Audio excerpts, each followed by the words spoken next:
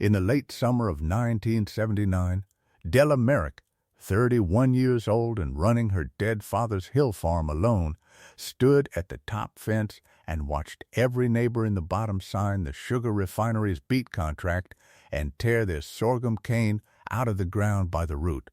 And she kept all 30 of her acres in cane and lit the old copper cook house one more fall while the whole county went modern around her, and they laughed at the backward woman boiling weeds on the ridge. They laughed for 3 years. They stopped the morning her amber jars took the blue ribbon at the state fair, and a grocer from the city started paying triple at her gate. But the ribbon was 3 autumns off yet, and on this morning there was only the cane, standing 8 feet tall and gone the deep red of dried blood, and the frost coming. She could smell it in the wind off the ridge, as her father once taught her to smell it, and frost was the clock. Once it hit the cane hard, the juice would sour in the stalk, and a year's work would rot standing up. She had maybe 18 days. That was the whole of it.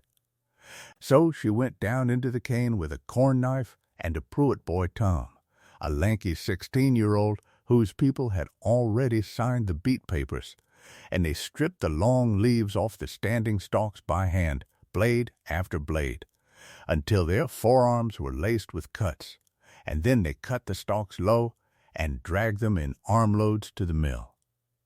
The mill was a squat iron press with a long sweep arm, and old Dan, the plow horse, walked the circle all day turning it, round and round in a rut worn into the dirt by 40 years of horses.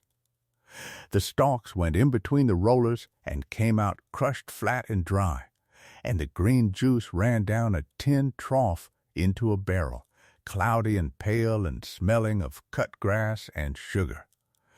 Down across the fence line, a man in a seed cap sat in a faded red pickup and watched the horse walk its circle, and he shook his head slow, and he laughed, and he drove on to the refinery scales. Della carried the barrel to the cookhouse and poured the raw juice into the long copper evaporator pan, a shallow trough of hammered copper 12 feet long that her father had bought second-hand in 1941, and she built the fire in the brick channel underneath it out of dry hickory, and the juice began to steam. That was the first hour of it. There was no speech to make and no sign to hang. There was only a woman feeding a fire under a sheet of green gold juice while the steam rolled off it and out the open cookhouse door and up the ridge into a clean blue sky. She had learned the whole of the thing from a book.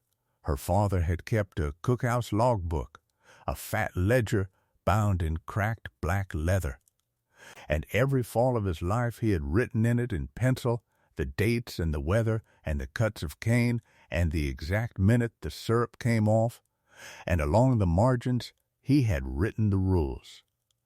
Della kept the ledger on a nail by the pan where the steam could not reach it, and she read it the way other people read Scripture. "Sugar is sugar, girl," one margin said, "but sorghum is a taste. And a man will always pay for a taste he cannot buy in a sack. Cook it slow, skim it clean, and let the fair judge it." That was the mechanism, though no one on the ridge would have called it that, and Della herself could not have said it out loud yet. The refinery took beets and boiled them under pressure and spun them white, and what came out was sugar, pure and cheap and exactly the same in Ohio as in Idaho, a thing anyone could buy by the sack for pennies. But the open pan was different. The open pan boiled slow over live fire, and the long boil browned the sugars and cooked out the bitter green and built up 100 small flavors that no refinery could put back in, and the skimming. The endless skimming of the green scum off the top with a long flat ladle was the whole art of it, because every skim you missed went dark and burnt and ruined the batch. Quality was the only thing she had. Tonnage she could never win. A hill farm of 30 acres could not outweigh a refinery, not in 1,000 years.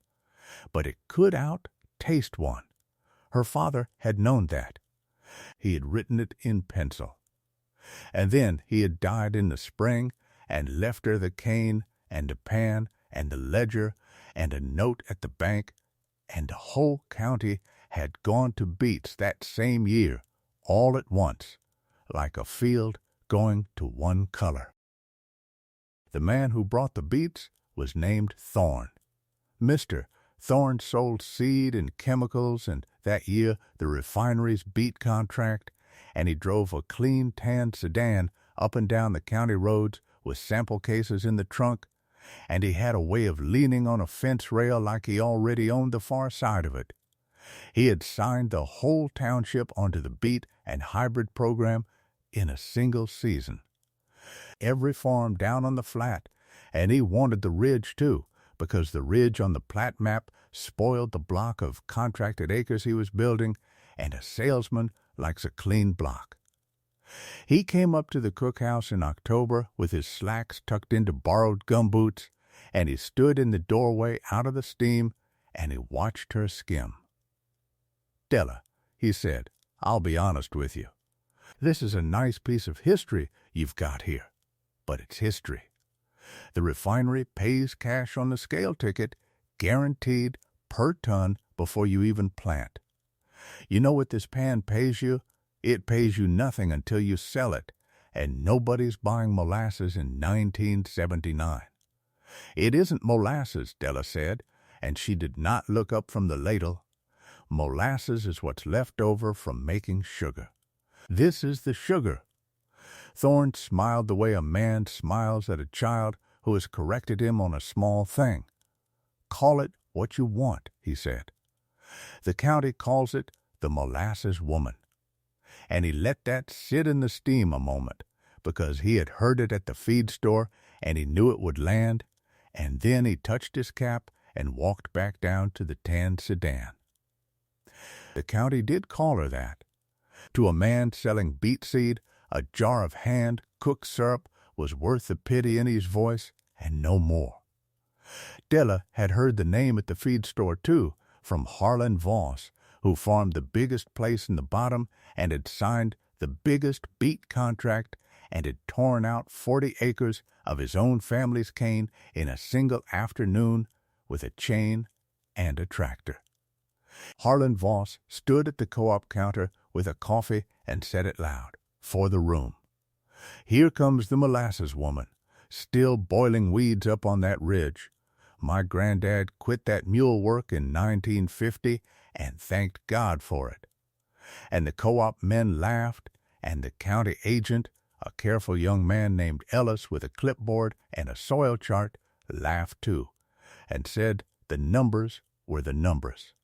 That the refinery moved beets by the ton, and the future was in tonnage, and one woman with a horse and a copper pan was farming a museum.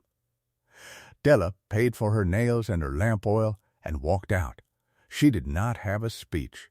She had 18 days, and then 12 days, and then 8, and the frost was still coming. And here is the thing the co-op men did not stay to watch. Because it was not a thing you could see in an afternoon. The pan did not run itself. Once the fire was lit under 12 feet of boiling juice, it could not be left, not for an hour, because the boil at the cold end and the boil at the hot end were different boils, and the syrup had to be walked down the pan by hand, dipper by dipper, from the green raw end to the thick amber end, and skimmed the whole way, and the man who let it scorch lost the day. So Della slept in the cookhouse on a cot with the fire banked, and rose in the dark to feed it, and stood over the pan from before light until the batch came off, watching the color, watching how the bubbles changed from big loose foam to a tight fine boil that told her father the syrup was near, and she skimmed the green off in long slow passes until her shoulder burned, and she filled the jars while they were hot and ran the lids down tight and set them on the plank shelves to cool. A few hundred jars in a season. That was all 30 acres and 80 nights would give her. Down in the bottom, Harlan Voss loaded beets onto refinery trucks by the ton, whole trucks of them, and got a scale ticket and a check, and he was done by dark and home for supper. So the mockery had teeth. It was not stupid mockery. By every measure a man could write on Ellis's clipboard, Della Merrick was losing. She worked 20 hours for 2 crates of syrup, while the bottom worked 8 for 100 tons. The clipboard was right. The clipboard was measuring the wrong thing. The fall went lean. The cane came in light in one low field where the drainage was bad, and the jar count that year fell short of what her father's ledger said the pan should give, and the note at the bank came due in November, and the banker at the county seat, a decent enough man in a bad chair, turned the note over on his desk and said what bankers say. He said the refinery contract was bankable. He said a page of standing orders from the beet program was collateral a man could lend against, and a shed full of unsold syrup was not. He said kindly that she might think about what Mr. Thorne was offering, because that offer was something a bank could understand. What Mr. Thorne was offering, it turned out, was to buy the ridge. He came back to the cookhouse the week the note came due, and this time he did not lean in the doorway. He came in out of the steam, and he laid it out plain and even generous, a friend doing a friend a favor. He would buy the 30 acres at a fair price, better than fair, and he would fold it into the contracted block. And he would put Della herself on the beet program with a guaranteed per-ton check like everybody else. And she would sleep in a bed in the winter instead of on a cot by a fire, and she would never skim another pan as long as she lived. "It's a good offer, Della," he said. "It's the best offer you're going to get on a piece of hill ground with a museum on it. Your dad, God rest him, he'd tell you to take it. Any sensible man would." Della had the ledger open on the plank table. She did not answer him right off. She turned a page, and she read a line her father had penciled 30 years before, and then she closed the ledger and set her hand flat on the cover. "My dad wrote in here that a man will always pay for a taste he can't buy in a sack," she said. "You sell things out of a sack, Mr. Thorne. That's the whole difference between us, and it's why you can't see the offer's no good." "There's no market for it," Thorne said, and some of the friend had gone out of his voice. "Then I'll make one," Della said. "I'm entering it at the fair." Thorne looked at her a long moment, and then he laughed, one short laugh through his nose. And he touched his cap as he always did, and he went down the hill in the tan sedan, and that was the last time he came up it as a man offering to do her a favor. She skimmed the last pan of the season clean that night, down to a syrup so clear you could read the ledger through the jar, and she did not sign anything. That was the first year. 2 more falls came on the same. The cane cut by hand, and the pan walked down alone from dark to dark, the county still laughing, and the banknote renewed thin each November. And each of those falls she carried a crate of her best jars down to the state fair, and came home with the crate near full, and no one much the wiser. It was the 3rd autumn before the right buyer walked that aisle.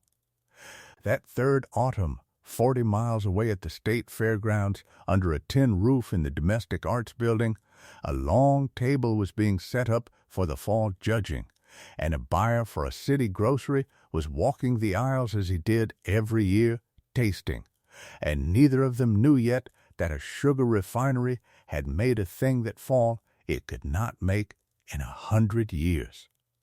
and that the last cane on the ridge was about to be tasted by a man with a checkbook and a palate. The judging came in October. Della drove the faded red pickup down to the fairgrounds with a wooden crate of her clearest jars packed in straw, and she carried a single jar to the domestic arts table and set it among the others, and there were not many others. 6 or 8 jars of home syrup from Old People's scattered across 3 counties, the last of a dying craft. The judge was a heavy-set woman in a print dress with a card of little numbered spoons, and she went down the line tasting, a spoon to each jar, a sip of water between, her face giving away nothing at all. She tasted Della's jar last. She held it up to the light coming through the tin roof window, this deep clear amber with the gold in it, and she turned it, and she took a spoon of it, and she stood there with the spoon in her mouth for what felt to Della like a full minute. Then she set the spoon down and picked up her pen. "Young lady," the judge said, "where did you learn to skim?" "My father," Della said. "Your father," said the judge, "could cook." And she wrote on her card, and she reached into a box and pinned the blue ribbon to the neck of Della's jar, best in show, sorghum syrup, and then she did a thing she had not done for any jar on the table. She called the other judges over to taste it. A man from the county paper was standing by the ribbons with a camera, and he took a picture of the young woman and the jar and the ribbon, and the next week the picture ran on the farm page under a line that Della cut out and kept. "The last cane on the ridge," it said, "takes best in show." Standing at the corner of the table, a lean man in a good coat had watched the whole thing. He waited until the judges had drifted off, and then he came over and put out his hand and said his name was Devlin, that he bought for a specialty grocery in the city and for 2 restaurants besides, and he had been tasting fair syrup for 11 years looking for exactly one thing. "Can I buy a spoon of that?" he said. "You can have the spoon for nothing," Della said. "The jar you have to pay for." Devlin took a spoon of it standing right there, and he closed his eyes, and he was quiet, and then he asked her what she got for a jar at her gate, and Della told him, and Devlin shook his head. "No," he said, "that's what molasses costs. This isn't molasses." And he named a price that was triple what she had ever asked, triple the beet sugar price by weight. And he said he would take every jar she had in the truck that afternoon and every jar she could cook next fall, standing order, and would she please not sell to anyone else at the low price and spoil what it was worth. Della sold him the whole crate off the tailgate in the fairgrounds parking lot. She drove home with an empty truck and a full envelope and paid the banknote in cash on a Monday, and the banker counted it twice.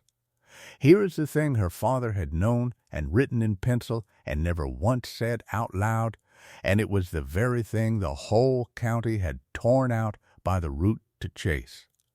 The refinery had made a commodity that fall. It had made thousands of tons of white sugar, pure and cheap, and exactly like every other refinery sugar in the country, a thing anyone with money could buy by the sack and no one would ever drive out of their way for. And the one thing the refinery could not make, with all its pressure tanks and its scale tickets and its guaranteed per-ton check, was a taste. It could not make the slow amber syrup that came off a live fire and a hand that knew when to skim. Della Merrick's 30 backward acres, cooked down over 80 nights into a single season's jars, were the only thing in the county that a man would pay a premium for on purpose, the only judged, proven, blue ribbon thing on any shelf.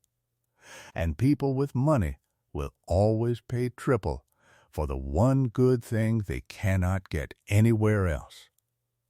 Devlin sold out of it in the city before Thanksgiving.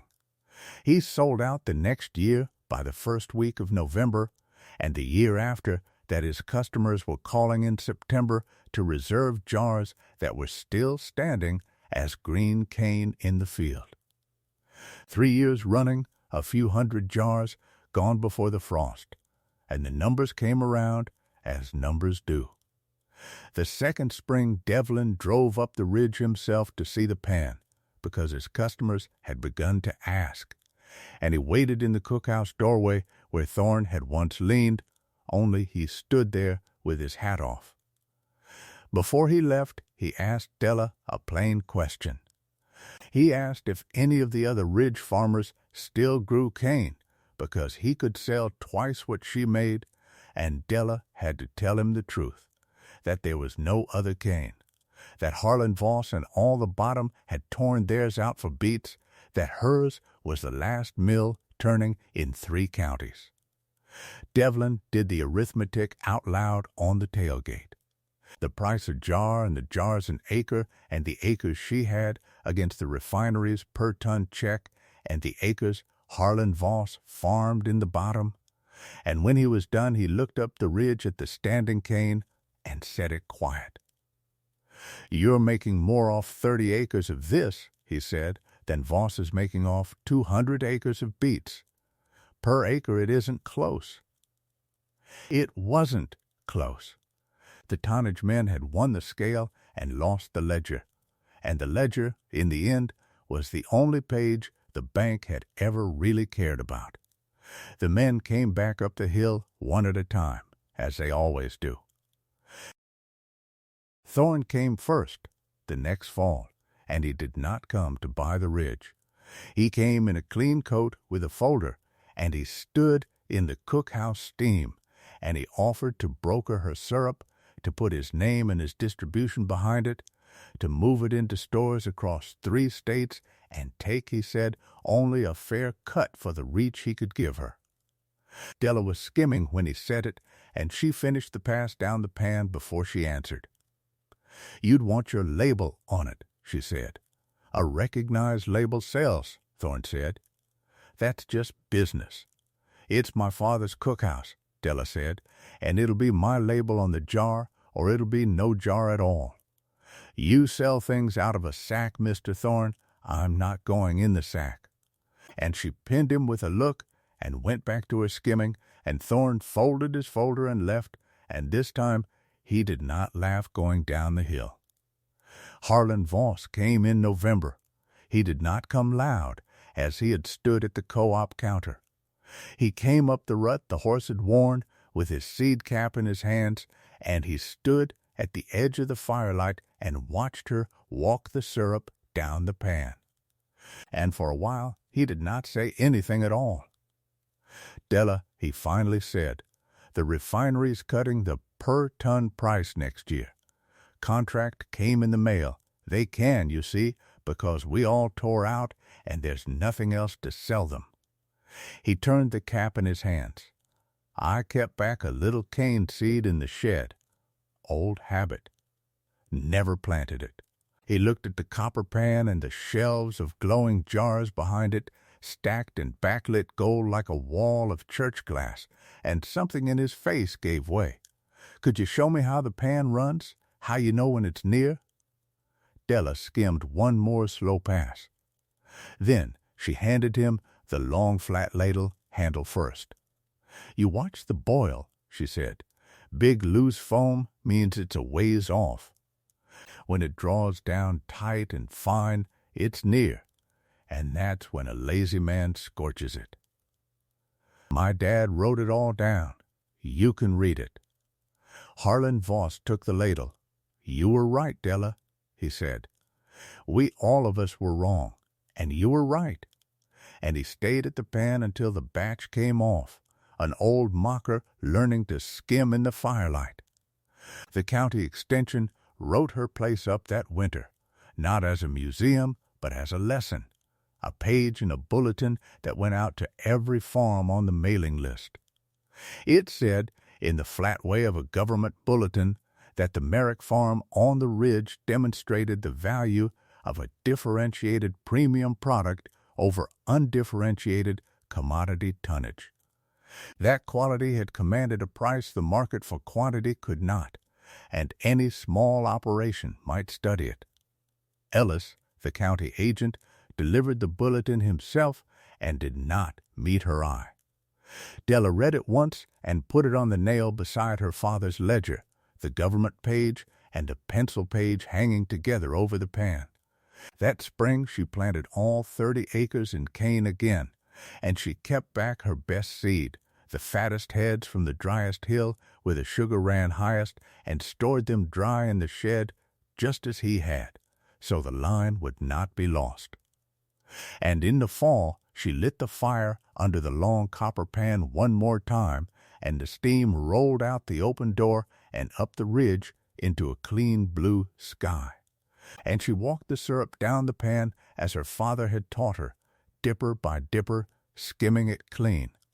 They tore out a taste to chase a tonnage, and they found out too late that the tonnage was worth what any sack of sugar is worth, which is nothing you can sign your name to. Keep the one good thing that only you can make. Cook it slow and skim it clean, and let the fair judge it. And the men who called you backward for it will take their caps off in your doorway and pay triple at your gate.